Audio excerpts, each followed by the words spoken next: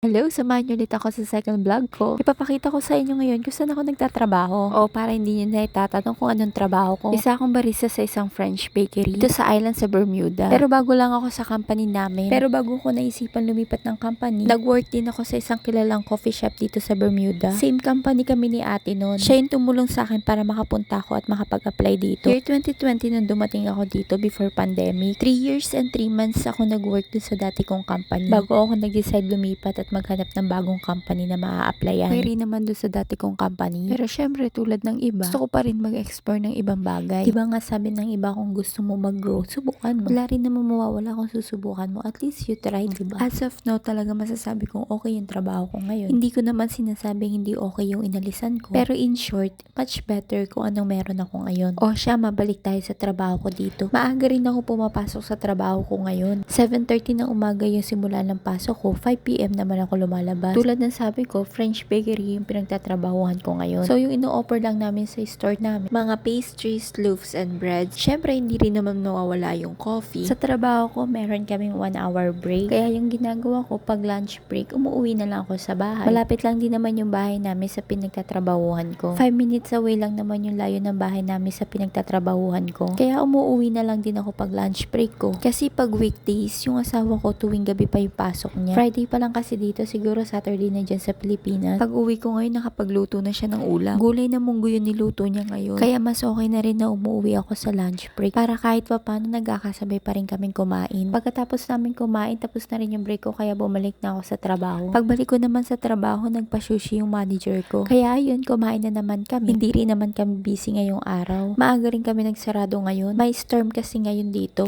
Pauwi na rin ako pero nabasa ko pa yung chat ng ate ko. Pinabibili niya ako ng bigas kasi wala na raw kaming bigas. Kaya dumaan muna ako sa isang supermarket na malapit sa amin. Yung mga supermarket dito simple lang. Pero kahit gano'n, sobrang mahal pa rin ng mga bilihin. After nun, umuwi na rin ako. Wala na rin naman akong iba pang bibilhin. Tapos mga bandang 6, aalis na rin naman yung asawa ko. Sabi ko sa kanya, isuotan niya yung raincoat niya kasi baka abutan pa siya ng malakas na ulan. O siya, hanggang dito na lang muna ulit. Sa susunod, ikot ko kayo dito sa Bermuda para makita niyo rin kung gaano kaganda yung island na to. O siya, thank you for staying with me again. Bye!